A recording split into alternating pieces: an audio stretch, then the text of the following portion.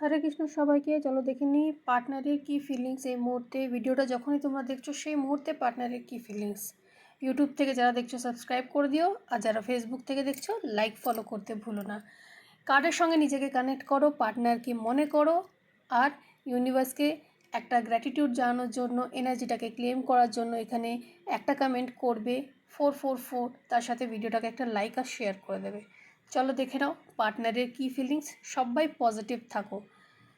তো চলো দেখে নিই পার্টনারের কী ফিলিংস। পার্টনার কিন্তু ভীষণ কনফিউজড এই সময়তে। তার মনে কিন্তু তোমাদের রিলেশনশিপটাকে নিয়ে এগিয়ে যাওয়ার তো একটা চিন্তাধারা আছে, কিন্তু কোনো সিদ্ধান্ত নিতে যেন সে ভয় পাচ্ছে। এই সম্পর্কটাকে কিভাবে এগোবে, কোন দিকে এগোবে।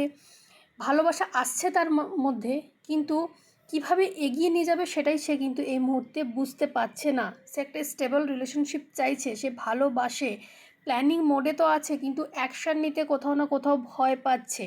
মাঝে মধ্যেই কিন্তু তোমাদের থেকে একটু দূরে সরে যাচ্ছে, আবার কিন্তু তোমাদের কাছে চলে আসছে। কিন্তু তার মানে এই না যে তার ভবিষ্যৎ নিয়ে কোনো চিন্তা নেই বা সে তোমাকে ভালোবাসে না। ঠিক আছে, সে ভালোবাসে, কিন্তু এই ভালোবাসা, এই রিলেশনশিপটাকে এগিয়ে নিয়ে যাওয়ার জন্য এই মুহূর্তে ভীষণ কনফিউজড, ভীষণ চিন্তা, ভীষণ ভয় তার মনে।